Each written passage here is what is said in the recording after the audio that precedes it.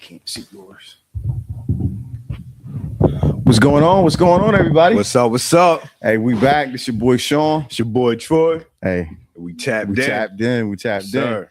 Hey, we want to thank you guys. Appreciate you for all the comments and likes this week. Been a pretty engaging week. No doubt. So as always, like, comment, share, follow us on Facebook, Instagram, YouTube, TikTok, and wherever you find your podcast, Apple Podcasts, iHeartRadio, Spotify. You know, hey, we there. Wherever you want to be at, that's where we at. That's it. Hey, man. So tournament time, man. Tournament time. Yes, sir. You've been tapped in today? You know what? I haven't. I've been catching highlights because I was moving around today and I ain't really sit still because, man, you know, sometimes tournament time can lock you all the way in. Right. So I kind of just been catching highlights. I think the one that had me a little, I'm not gonna say iffy, but I was kind of excited with Duke, man. They had a little scare. They had a slow start, man. Oh, okay, slow start, but they get it turned up. I haven't seen. I've been working all day, so I ain't even had a chance to tap in, man. Yeah. So was it? Because I think they had them to win by 30 points. Nah, it wasn't going down like that. It wasn't going down like that. Nah. So who you got? Who you got going to the end? Still too early, man. You know, still too early? Still too early for me, man. I'm North Carolina fan, so you know. I ain't know, man. How we boys like that? And I didn't know you was North Carolina fan. Yeah. That's man. crazy. So I always got to be optimistic. Yeah. I'm optimistic, but I'm a realist. Without Caleb Williams, we ain't doing too much. Nah, we ain't gonna do too much, man. We might get 30 to 32. 16 is gonna be a stretch. With him, I mean, we could push Elite Eight, but I think just talent-wise, it's just some teams out there that's just realistically more talented than we are, which is crazy because back in the day, because I was such a hard UNC fan, man, I don't care how I did them brackets. You went with your heart. I went with my heart, man. But life would teach you. Yeah. Life would teach you. You gotta be realistic with this thing, and like, okay, we just don't have that team this year. You know, if you try and win this money in this bracket, you better go with some actual results. Who you see advancing though? Like when you start talking about the Elite Eight and all that, just from what you know about the season. So, man, I think is it Arkansas. So I think in the NCAA tournament, a single player can make a large impact. Absolutely. If you got by far the best player on the court, they really can impact the game because you're only playing one game. Yeah. Right. It's not like the NBA where it's a chess match. It's a series and you can make adjustments. Switch up. Right. Yeah. You can make those adjustments and stuff like that. So it's not the same. So, you know, I think, you know, like with BYU, Duke, Kansas, Arkansas, Florida, but Florida has just a really good team. They're a solid team. Yeah. And UConn. I think those are the teams. The ones with the solid teams. I was gonna say Michigan and Kansas. That was gonna be my two that realistically, I think. But when a solid team always, we mentioned earlier about the standout players. You always pick them because you always know them players going to show up and do that thing. But when you got a solid team that everybody's going to do what it takes to do, them the teams to really watch later down in the stretch, man. Right. Yeah, for sure. And actually, I only did one bracket. Like on ESPN, they said you could do it in 26 bracket. Man, I know. That's what I was going to say. I know. I thought he said he did 27, but he did, He did 26? Man, yeah. Man, I don't have that much time no more, man. But I did do one. And the one that I did, I tried to be as unbiased as possible. And I actually picked Kansas because they the guy Darren Peterson, when he plays, so he be having like these full body muscle spasms. And sometimes he don't even play the whole second half of games. Without playing the second half of about half the games this year, he's still averaging 20 points a game. Wow. And when he out on the floor, like he just moves so, man, his game just looked different. It looked like he's not supposed to be out there. It's almost like if you seen a middle school team play and a joker looked like he's supposed to be playing varsity basketball. Okay. Like that's how. Okay. It's almost like he can do it. He can manipulate the game however he want to, do whatever he wants to. What's the guy's name again? Darren Peterson. Darren Peterson. And like his backstory, like 9th, 10th grade, he wasn't that nationally ranked player. Like he been grinding, you know, and just putting in the work. No doubt. And over the last his junior and senior year, that's when he really, you know, started to gain some momentum, gain some traction. Okay. And then when he started playing at Kansas, it was just like, yo, I mean, everybody was talking about AJ DeBonsa, but I mean, if Darren Peterson plays every game, he number one. He the number one pick in the draft. Like the only reason he not the number one pick in the draft is because he got those spasms. And I think NBA he not gonna have that problem in the NBA. They're gonna figure it out. Right. Okay. They're gonna figure it out. Oh yeah. And you know, speaking of that, it's crazy because I was listening to our boys at the 520 podcast, 520 in the morning. And Jeff Teague was saying how he had this injury. He was also he's the one that was like, man, he not gonna have that problem. Because if you think about it, Duke, Pablo, remember how he used to sweat real bad and lose a whole bunch of weight? Oh yeah, you never heard about that. Yeah, man, being a problem in the NBA. Got top, the top of the top, man. Yeah, medicine and all that. Yeah, but Jeff was talking about this procedure that he had done. Because his foot was messed up. And he said the doctors told him, he was playing with the Minnesota Timberwolves at the time. He was like, the doctors told him, they was like, man, he said, we gonna find out what's wrong. But they said, this is the worst test you could take. He said, because it's going to tell us everything. Like stuff that you don't even know. It's going to tell us. And he was like, okay. He said, so he was getting a CT scan. But with this particular test, with the CT scan, they put this blue dye in your veins, and it almost like it's like a highlighter, and it highlights everything that ain't your check engine light all over your body. Like, just tell me what's relevant. I don't even right. So this is what happened with him. He was like, he go in because he was like, yo, something wrong with my foot, and it was like they was like, okay, we do this test, we're gonna find out what's wrong with your foot. They was like, but this might end up hurting you in free agency. Said, because whatever we find, we gotta disclose. And he was like, all right. And he said, boy, the test came back. They was like, you know, whoa.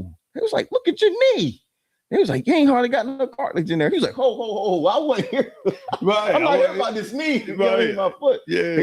He said, but they told him, it was like, that left knee, it's holding on by a thread. He was like, you hardly got any cartilage in there. It was like, unless you do something like strengthen your glutes and stuff like that, he was like, you're definitely gonna give out on you.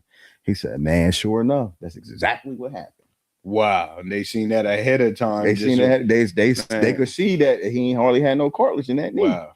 You know what I mean? So like I think when he gets to the pros, that's not gonna be a problem at all, man. I mean, I think they're gonna figure out what supplements, what vitamins, what kind of the trainers got figured out, man. They got the top of the top doctors out there, man. They gonna figure that out, man.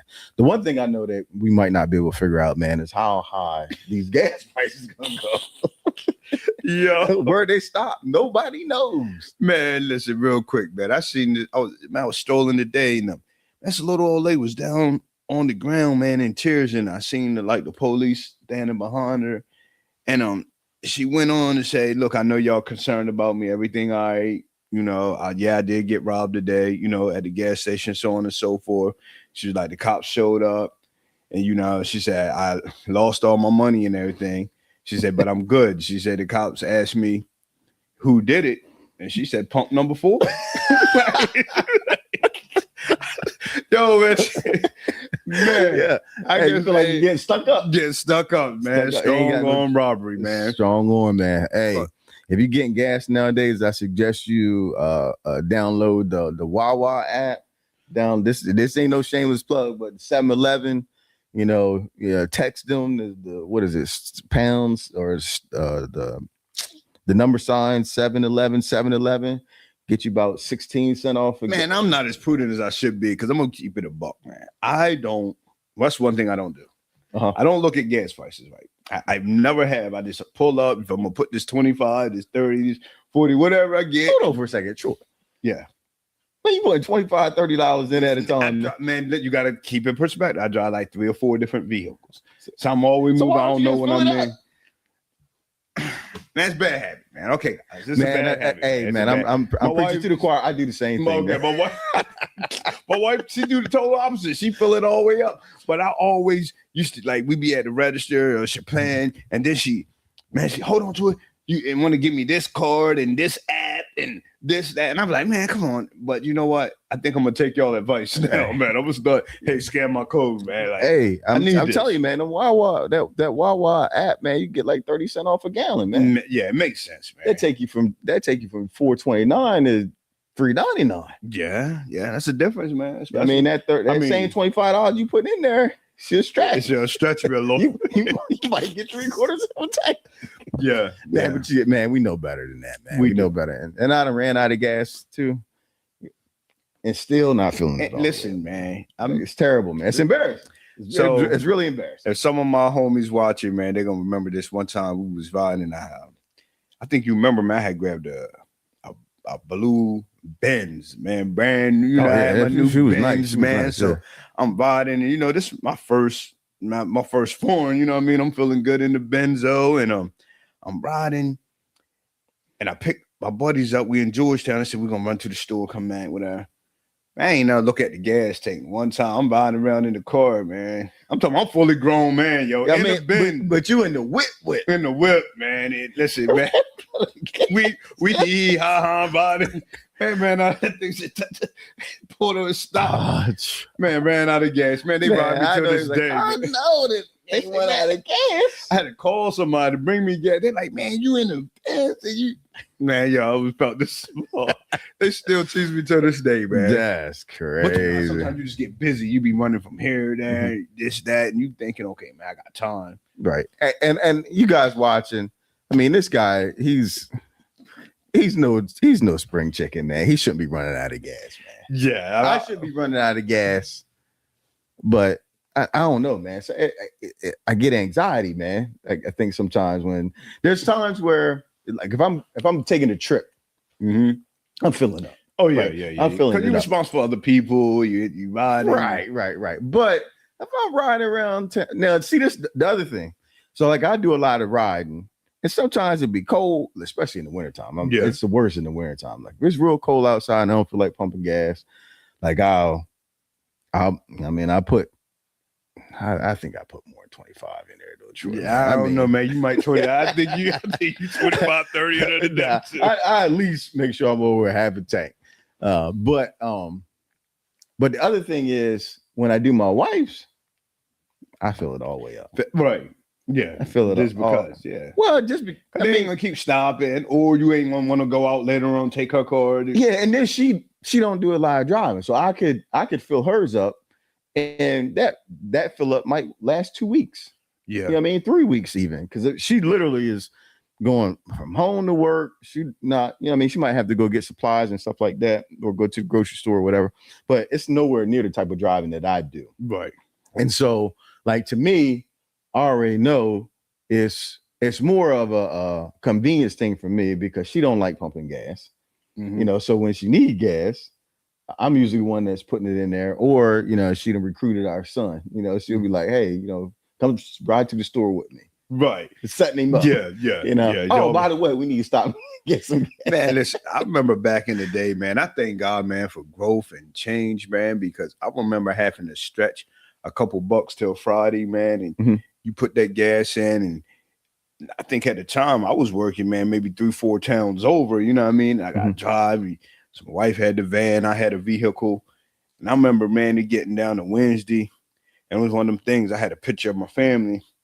I put that thing over top of the gas gauge. Like, man, it's depressing to even look at it because I'm like, I might make it and I might not. And this was real life, you know what I mean? Like, yo, man, the bills paid. Bills paid. Wife did, yeah. Plus gas expensive. Yeah. And I mean, you think about it, at that point in time, gas might have been like $1.98. Might have been $1.98. But man. Hey, you gotta stretch it till the weekend. Yeah, for real, till for real. Friday. I remember when I first got my car, man. Like it was, I think gas like 97 cents. Oh yeah, I remember that. That's when I got my license. Joe could jump in your car, and say, "Hey, take me somewhere and get you $3." It was cool. Good. Yeah, I almost got you a half a tank. Joe can hand you $3 now, man. Get on. Man, you gotta walk. Cause we can't even we can't make it a half mile. Yeah, times have changed, man. But that's crazy. But that dude reminds you of like back when you were, back when you young and you grind, and when you just mentioned now, you remember when.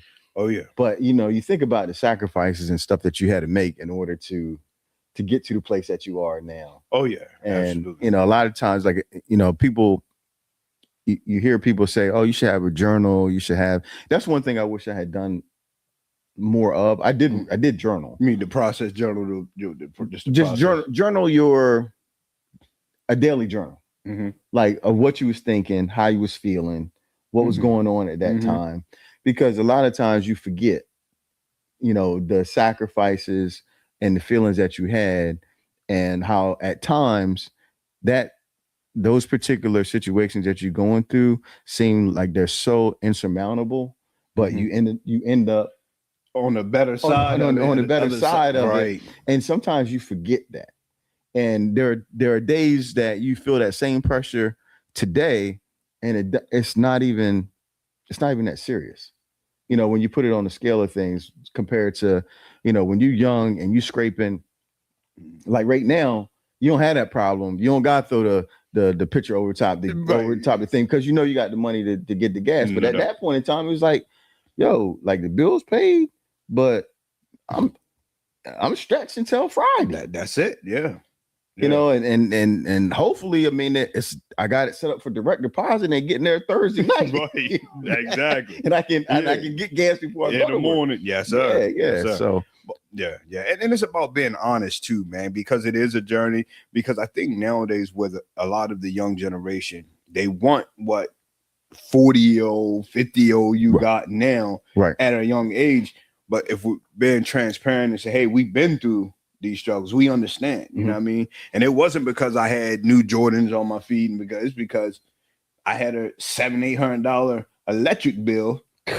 Yeah, I mean, we living in that house, man. The house wasn't a bad house, but it wasn't the greatest house. It wasn't insulated right, man. Every month that thing came on top of the rent. This electric bill came just as much as the rent, just as much, man. Man, yeah, and it was like, we gotta do something different, man. Just every month. And I'm the type, I grew up where I want to say this right. I was gonna say after this, but as far as electricity, man, that was one of those things where you had to be conscious of how you using the electric, man. You can turn it off. You might as well walk in the dark, stub your toe before you turn the light on. Right. TV going off for a certain time, and I didn't want to be that guy. Right. So I'm the type, man. You can sleep with the TV on. You can do whatever you want to do, man. I'm gonna pay it. I'm just gonna pay the electric bill. You know what I mean? But I thank God I don't have that $700-800 no more. Yeah. Well, lucky you. Yo, I'm sorry, I don't want to offend nobody. I see a lot of people goofing over those electric bills. Lucky you, boy. You talking about the lady at the gas station? That's highway robbery, and no man. When you get, because you like at the gas station, at least you got a choice. I got a choice. I can stop it. Right. Right. I mean, I don't know how they calculating this stuff up, and how they coming up with the numbers, and all I know is what the bill is at the end. Yeah, this is what we think you are. This is what you use, and then all that other stuff they added. Nobody understands what it is. But the itemization, who knows? What you do understand is, if it ain't all paid, yeah, you in jeopardy. Yeah, lights out. Yeah, you get the next bill that comes in a yellow envelope. Man. Yeah. You know what I mean? You know what come after that.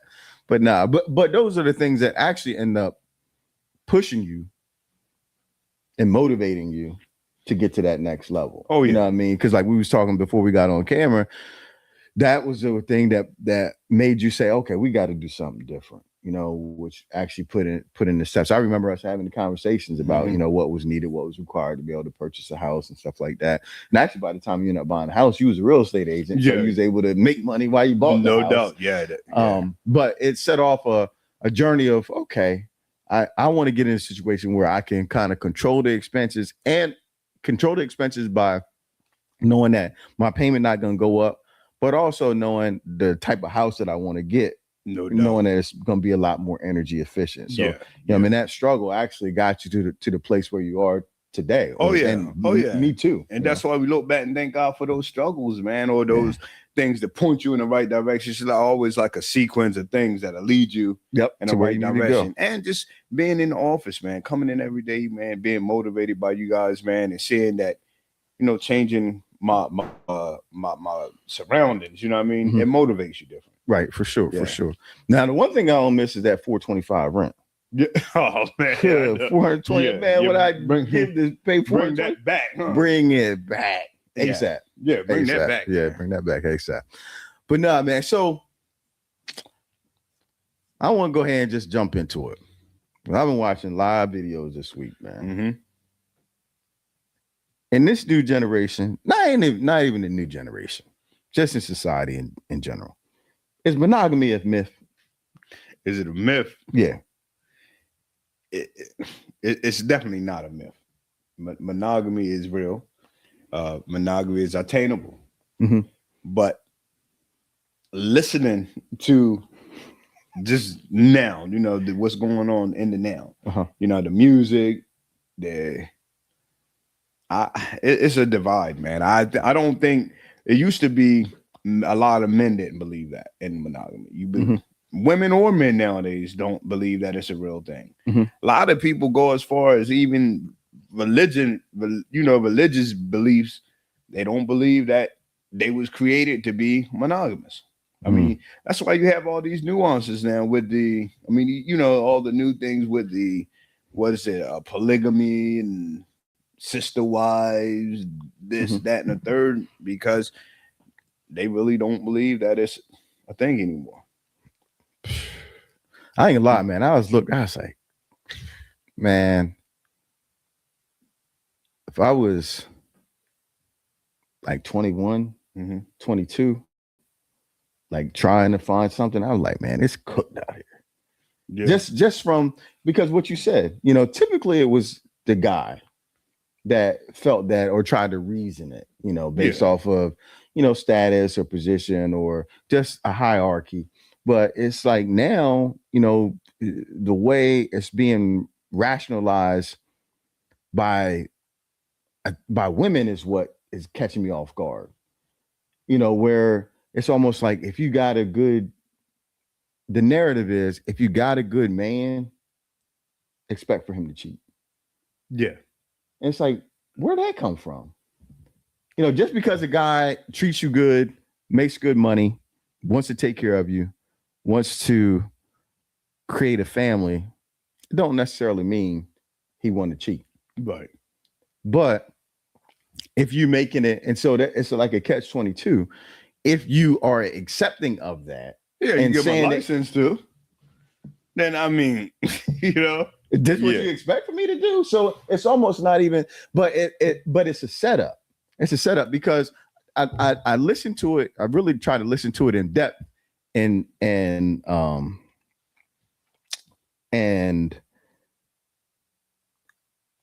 I think a lot of, and I hate speaking on women, when we don't have a woman from their perspective, from their perspective, but it seemed like a lot of them, because they have been hurt, and because of, I think the ones that are getting the most eyeballs come from a different path, and the men was the hustle, right? They wanted a guy that had money, right? So that guy might have already had a girl or a wife, right? And it's just like, you know what? I think he's attractive. I like his aura. I want him to be around me, and I know he got money. He can take care of me, or take care of the things that I want to do. And so I'm okay with that. So they could justify their movement. They justify you want to move a certain way, so you say, "Oh, I don't believe in monogamy or nobody." Because this guy who I think is a good guy, is doing this with me. Yeah. So if I get this guy that I'm attracted to, and he the same type of character and same type of guy, he gonna do it to me. But what about that's what I said. How you get them is how you gonna lose them the same way. So if you got them on the creep, you're gonna lose them on the creep. Like that's just common sense. Right, like, right. You know what I mean? But it's something, man. You know, and you look at culturally, you know, a lot of people say, even coming from different countries or different backgrounds and things like that, a lot of people feel like that we weren't designed to be monogamous, man. Say that again. We got somebody said something. Yeah. One of the people on here was like, y'all need to tell these old jokers. She said, I'm 51 and I'm telling you, it's cooked out here. It's cooked. Man, it's done deal, man. I don't know. With old cats can't even sit down. So let me ask you this though. Okay, so men and women, you know, some people come from player backgrounds, you know what I mean? Not everybody come right out and get married, settle down. So when you enter into a relationship, you say, okay, this is the one, and we're gonna lock in. What safeguards do you put in place to maintain a monogamous relationship? Man, honestly, it comes with ethics and morals. Like you can't put safeguards in place if you don't have nothing that's really a standard that's above you that you're trying to aim to be like. So like for us, not only are we married, but we Christians, right? So we believe in having a monogamous relationship because we believe that's the way that God set it up, right? And so if I believe in that, then that should be reflective in my life, and it's hard for me to justify my feelings and my emotions, right? Because your emotions and feelings, they come and go, but the principle, the character, the person that you are, that stays, right? You know, and so when your emotions come, you got to check your emotions against who you are, what your character is, right? If this goes against my character, I can't do that. Right. Even if I want to, I'm thinking of a video that I watched this week, but you know, your character and your morals are going to dictate how you react and respond.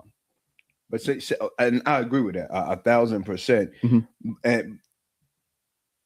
But say, okay, you go through college, you know what I mean? You get out of college, you're fresh, you're young, you get in a relationship, you know, you're starting to deal with the relationship stresses, but you haven't changed or put these safeguards that I'm talking about in place.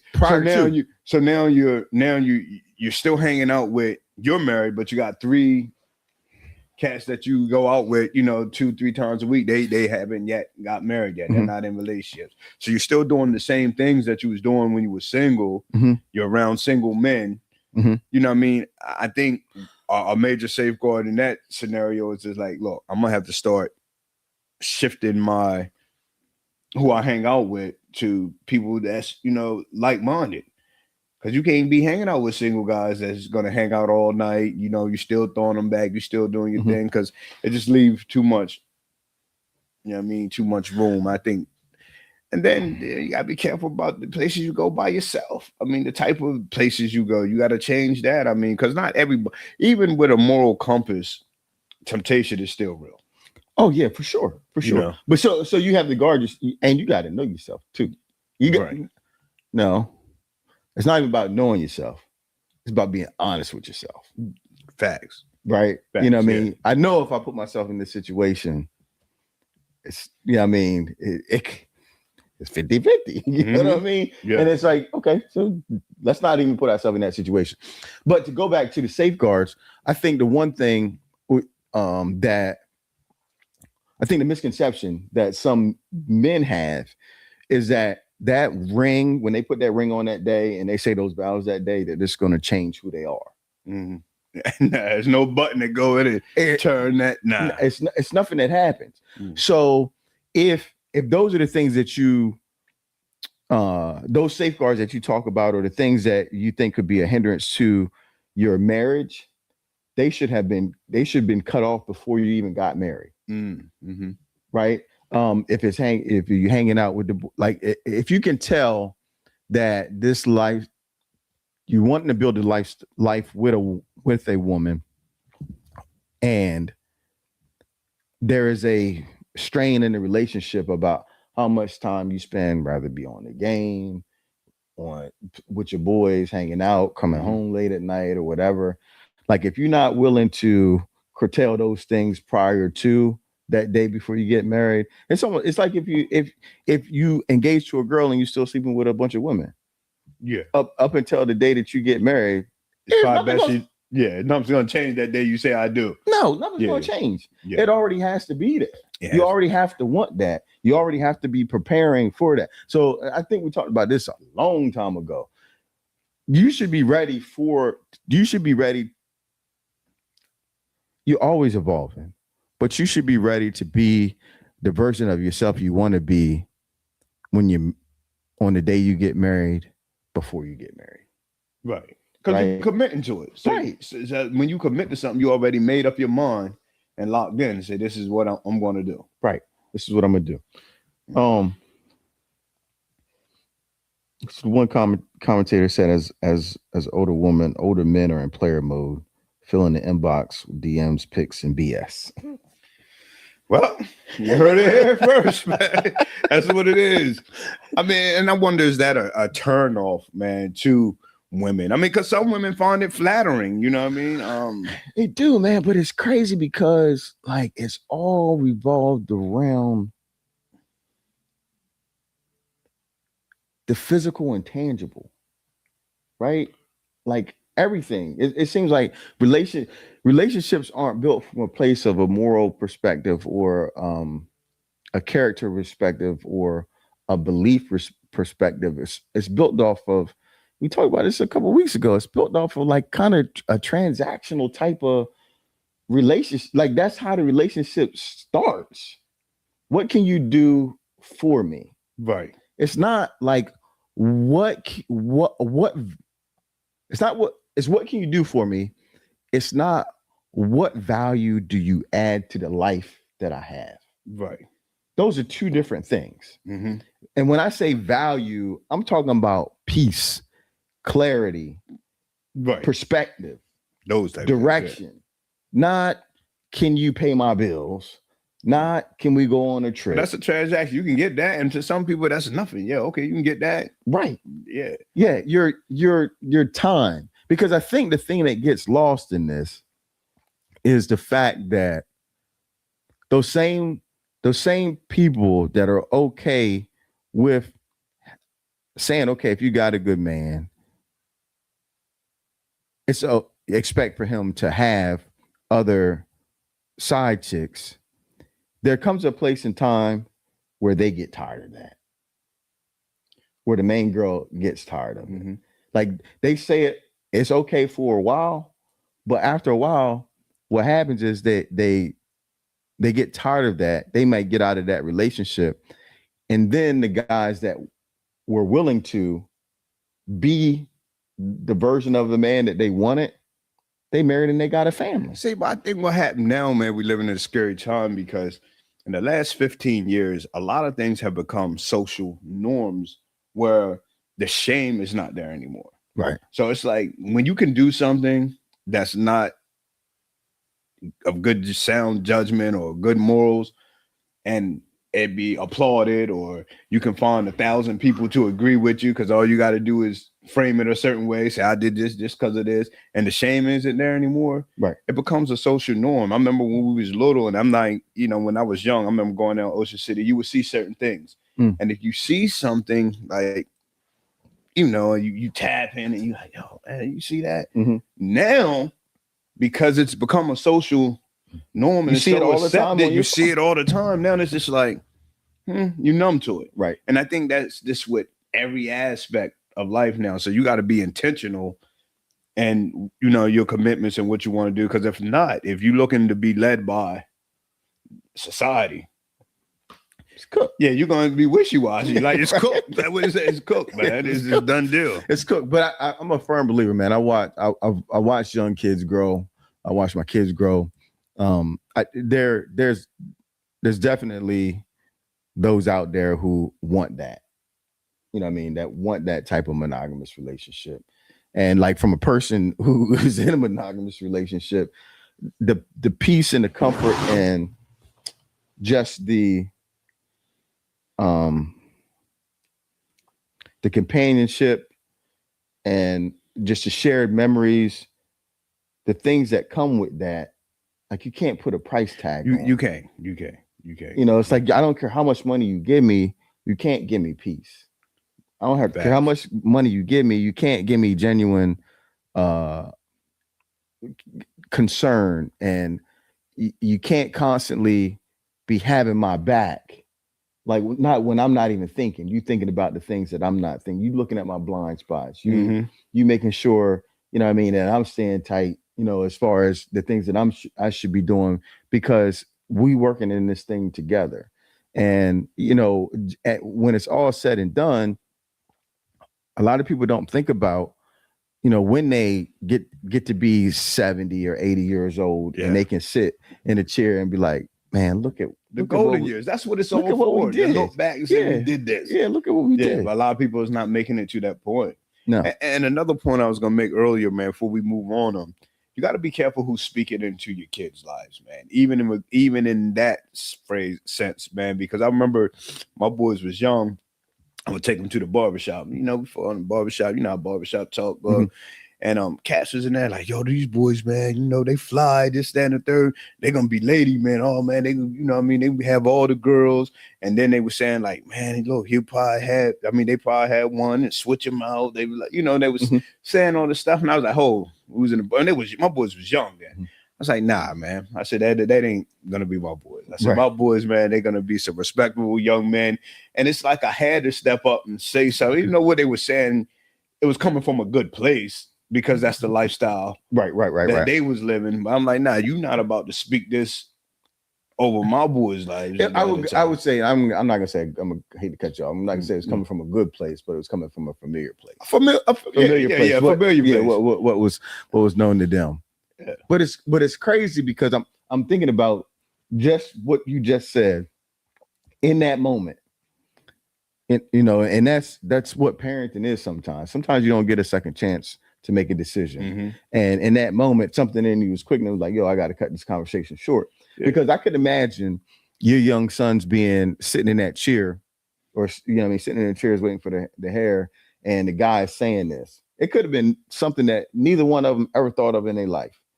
And as the guys is talking, they tell me, oh yeah, someone nice. That see it. Yeah. Oh yeah, it'd be nice, man. I had me like 2 or 3. Had one over here. Had one that looked like this. One looked like that. And then as soon as you say something, you cut that thought off. Yeah. It's like, oh, okay. I ain't even supposed to be thinking like that anyway. Right. And so that's if you didn't do that, that could have set them up for that was the version of themselves that they wanted to be. Instead, you said, no, there's another version that I want these guys to be. And it's this. Because that's what I grew up around, man. I grew up around players. Right. That's what, and they come to your house, oh man, he's going to be a lover. That one right there, you know? Right. That's all they talked about. That 24/7, man. I was like, yeah, you got to be careful who you let direct you. For sure. So man, with that being said, you know, when you are in a relationship, not even a relationship with your spouse, but there's relationships that you have sometimes that they fall by the wayside. And the reason why they fall by the wayside, I always like to say, I like to agree to disagree, but sometimes it's the fact that somebody has to be right and somebody has to be wrong. And sometimes that can drive a wedge in between relationships. And I just wanted to know what your thought is on that, you know, as far as like people that were close to you, people that, you know, family that you might have grew up with, you know, and there could be a rift between the two of you where you feel like it should have been handled one way and they just don't see it. And because they can't see it, it's just like you cut them off instead of it being, instead of you accepting. And this is my thought. I think a lot of times people get caught up in being right instead of analyzing and looking at what this person is giving you, right? Because people are going to show you who they are. They can tell you anything, but if they show you who they are, believe it. Right. Don't, you know what I mean? It's no need to argue and arguing the point of trying to be right, even if you are right, because all it's going to do is just drive a deeper wedge. You have to be like, okay, I see how you move. I see how you act. I have to make the decision how I'm going to accept that. And so, like, for you, do you think that's a good approach, or do you think you just stand that hard line? That is my approach, man. I have people around me today that I love dearly, and I love the relationship, like having them in my life more than the fact that I felt like I was wrong by them. Now, with that being said, you're not going to keep wronging me all the time. I know how to move around you. We still cool. You still my folks because we folks. But I know how far to go with you. I know what I can entrust you with you. You know what I mean? I know even sometimes if it's just a conversation, because sometimes, somebody feel like it's in your best interest for them to go back and tell some things that you confided in them and things like that. Yeah. And they can justify a million ways why they thought they should do that. But if you felt like they was wrong, now okay, I can't trust with you with this, but you're still my people. Not that I never have to talk to you again. I just never have to share, secrets with you anymore. Right. So it's just like, if the relationship is more important to me than being right. You know what I mean? And then sometimes it's about perspective, because two things could be true at the same time. You know what I mean? And sometimes you could feel like you're right, and the other person might feel like they're right. And if y'all don't have the conversation to figure out why we're not saying sometimes that conversation where be an aha moment. You be like, oh, okay, now I see why you did this and that. Because like we always talk about, you got to have the hard conversations. Right. So many people with trash, and I see a lot of siblings nowadays, man. Mothers not talking to their kids not talking to their parents. And sometimes it could just be a conversation. You 40 years later, you on a Yana Fix My Life. You having a conversation that if you had 40 years ago, we could have, enjoyed each other company. Right. And it came from a post that I had gotten. Somebody had sent it to me, and it was a guy. He was 17 at the time. It was him and some siblings. His mom came home one day, packed up all her stuff, and was like she was moving in with another man. And they had it, and she was like, y'all gonna have to figure it out. And she left him there. Left him at the apartment, subsidized house and whatever. So they were stuck just waiting for them to come, put the sticker on the door, change the locks and stuff like that. And they literally had to figure out places to stay. Right. And eventually, he gets a good paying job, he gets his own place and stuff like that. And making good money. Now he's got a kid, and out of the blue, he gets a call from his mom. Hey baby, I'm down. I'm down on my luck. And I need a place to stay. And he was like, I had the money, I had the access, I could have help. He said, but in that moment, all I could think about was me standing in that living room and her leaving with another man and telling me you're gonna have to figure it out. Wow. And he was like, he told his mom, he said, remember when you left me in that room and you told me I had to figure it out? You're gonna have to figure it out. And see, that's deep, man. That is so deep, man. And it's crazy because it's coming from a place of hurt, and he's stuck there, right? And he's stuck from 17 to where he's at now. He's not thinking about from infancy to 17 while mom held you down and got you to that point. So she had to figure it out from then. See, and lots of times we won't sit back, and I'm sure if they would sit down and had a conversation, say, listen, I gave it my all. You know what I mean? Y'all, I felt like, you're 17. I felt like, y'all about to go on. I'm stuck here. I did the best I could do. because obviously the man wasn't in the picture. Mhm. She had 3 kids. So, I mean, granted, he was hurt. But at the same time, what about her side of the story? So I disagree, because he ain't asked to be here. He ain't asked to be here, and she had a responsibility, right? Yeah. And he wasn't even, granted, he was 17, but he had younger siblings too. So she not only left him, she left the younger siblings for, I guess, love or whatever she was chasing, which wasn't them. And you abandoned me. You know what I mean? I wasn't ready for this. I wasn't expecting for this to happen. And I think in that instance, is it, to me, I'll be honest with you, is it his responsibility to take care of her at that point in time? No. It's not. It's not. It's not. And I can't disagree with how he handled this situation. Now, I could say, well, would I do something differently? Maybe would I try to, get a hotel room for a minute? Would I try to use my resources to help out or whatever? Maybe, but I can't. I'll be honest with you, I can't say how far of a gap. See, and it's so much information that's out there. The guy's probably in his late 30s, 40s. In his 40s. Yeah. So for him to get the healing and for him to get the things he needed, I think he probably should have went back. He should have had a prior to yeah. Then, you know what I mean? So you won't carry this animosity. I'm sure it's affecting all types of relationships in his life. But what if he did try to have that conversation and it was dismissed? Like, kept getting dismissed, not trying to have that conversation. Oh, you don't understand. And it's like he really is coming to her from a place where, look,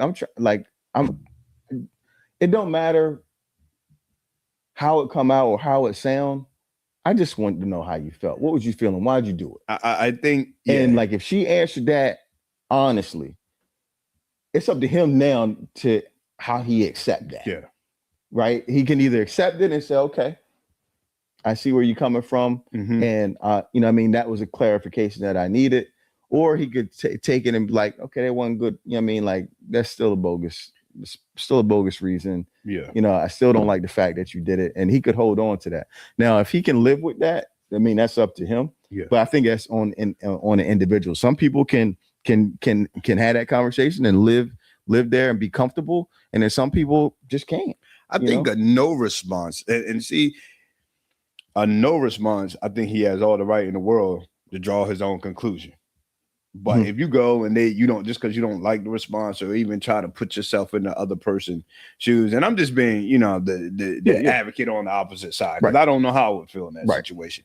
But I just know there's always a why behind the what. You know what I mean? And sometimes I think, he could have been abandoned, went through foster care, a whole lot of other things could have happened, but stuck in there for 17 years. I mean, I understand the younger siblings. I don't know how they feel, but we talking about him.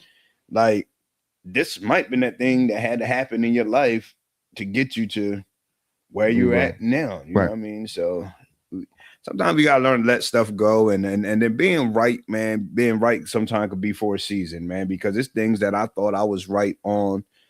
And as I grew and become a man and understand things, I know my dad, he's long gone, but it's things I didn't agree with him on. But now when I become a father and I get older and, things on my shoulder, now I understand the approach he took. And I said, oh, he wasn't wrong in that situation. Right. But yeah. I can understand what you're saying there. And that two things can be true. Two things can be true. But hey, we got some people tapped in tonight. Comment, let us know what you think. In that situation, what's your thoughts? How should you handle that? One pivot into another thing that came up. Really, it came up because of the stuff with the war, and like with the leader. I guess it's the spiritual leader of Iran that was that was killed in the bombings.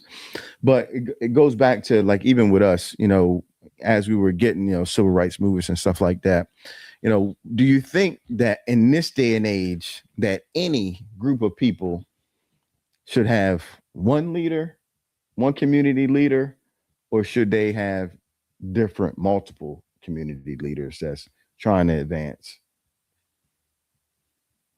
I'm gonna say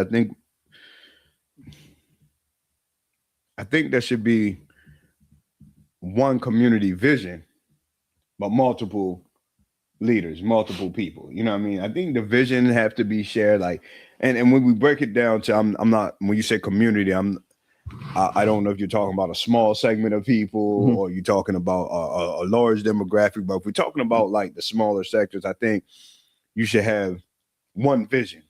Because that's going to cut down on the chaos and we had know what we're working toward.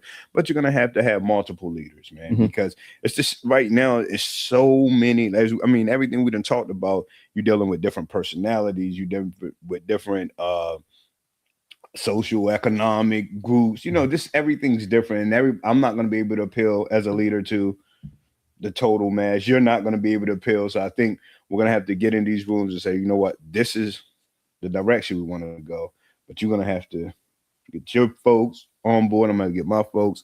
And I think, you know, that's going to be the most effective way. Yeah. And I would have to agree. I think it's a collective. I mean, because when you only have one focal point, intuitively, or, you know, as a collective, you also have a one focal point externally.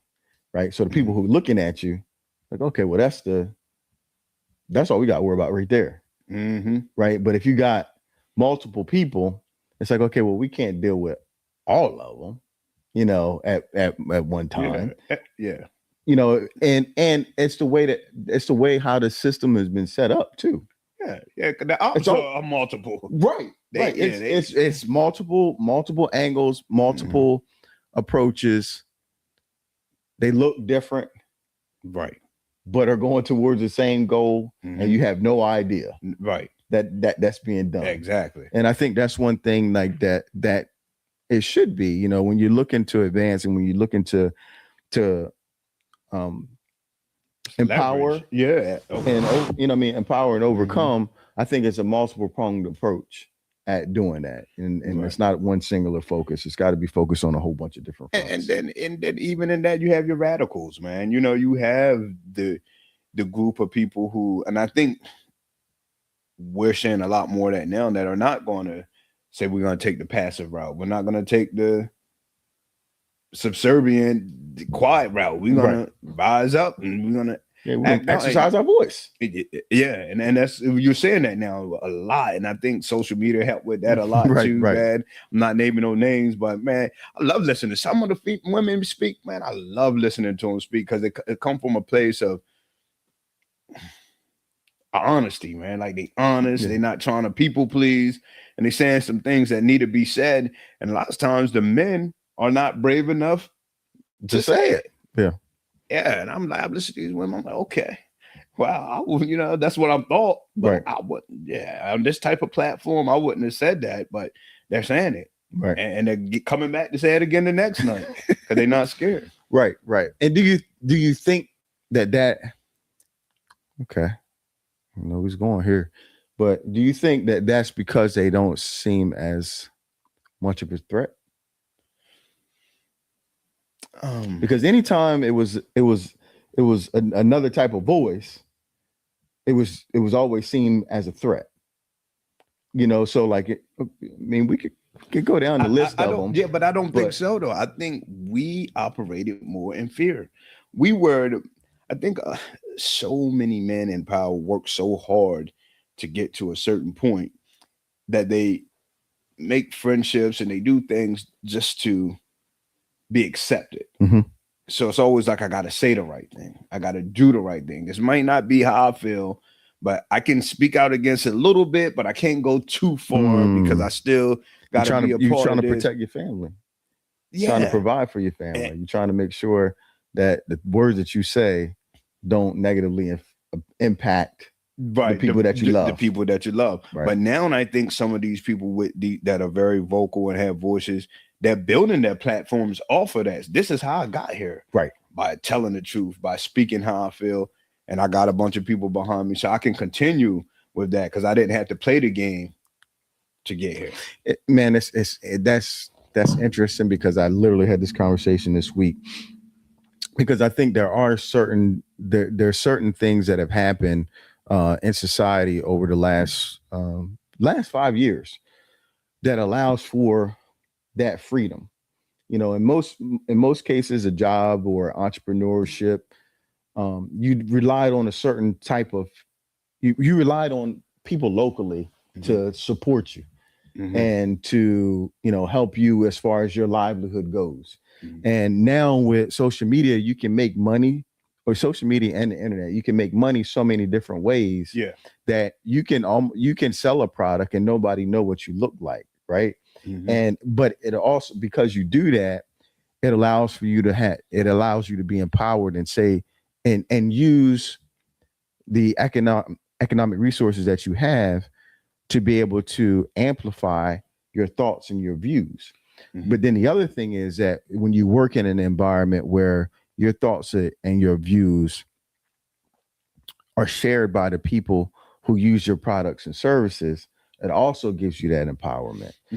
So I think that's why you are beginning to see a lot more people be vocal about their thoughts, their opinions, and their ideas, is because they don't have to worry of the economic impact that it'll have on them. Because like what you said, the people, they built their platform off of that, but then they could also build a platform off of where people are using their goods and services and have no idea who they're supporting. Right. Exactly. And so it gives it, and there's a freedom that comes with that hasn't existed, in my lifetime, because whenever you wanted to do something, unless you were an entrepreneur, and it was usually an entrepreneur in niche markets. But you had to conform. It had some conformity to it. Right. You had to conform. You always had to conform. And now there's places where you don't have to conform to be able to still take care, not survive, but take care of your family, thrive, and be impactful in the community, and use your voice to amplify the voice of those who are not being heard. So back to the original thought, when you say, should it only be one community leader? That's why I say we had to be multifaceted. It had to be like you said, a collective, because we're going to have the people that could stand out and say what we're discussing in the back rooms. But then you got some people that has to still show up and be professional, and maneuver in a different way, but they're still getting the information out. We still pushing, the message, but we can't do it the same way as somebody else, Right. For sure. But yeah, man, I think, man, when you get into that one leader, one message, one this, I think sometimes you can get into an occult type mindset too.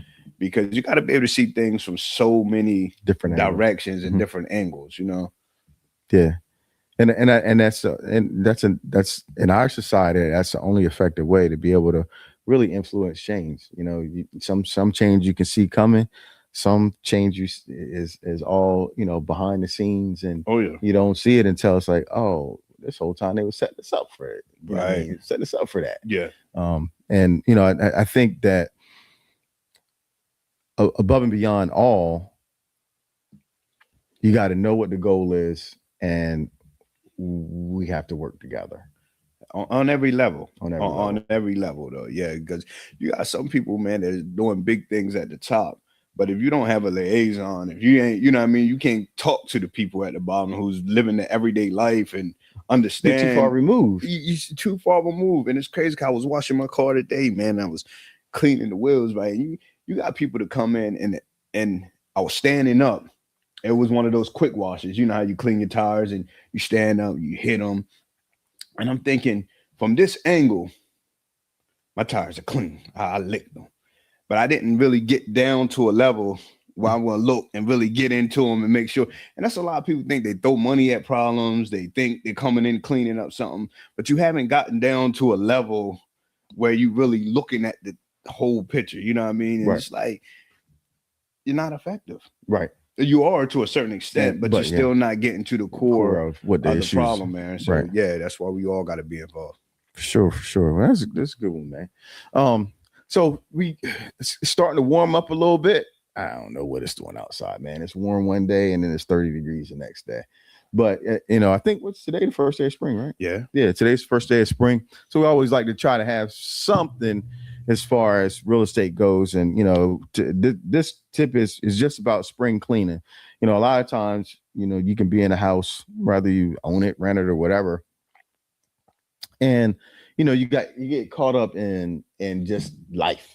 Right. Mm-hmm. And now like spring is a good time to just do a reset because simple preventative maintenance, oh yeah, helps along the way, especially, if you own a house and at some point in time you're going to sell it. Right. And so, I always try to use the spring or try to advise people to use the spring, one, to like declutter, get rid of.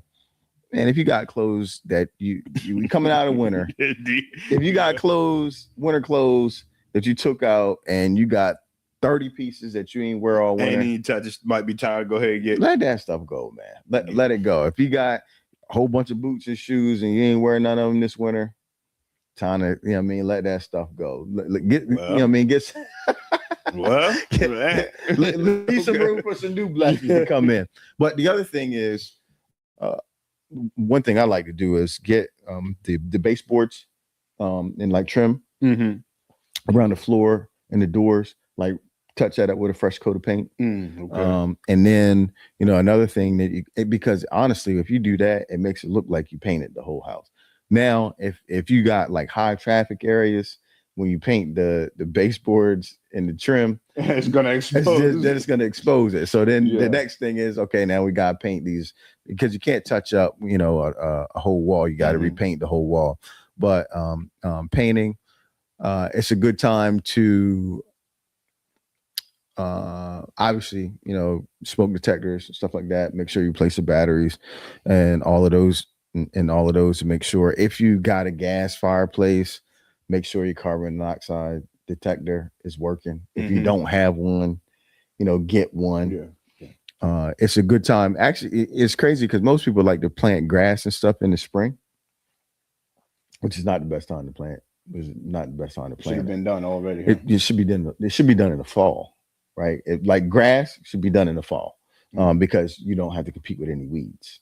Weeds die off in the fall, and so now the grass gets a good chance to get nice solid roots and grow deep during the winter time.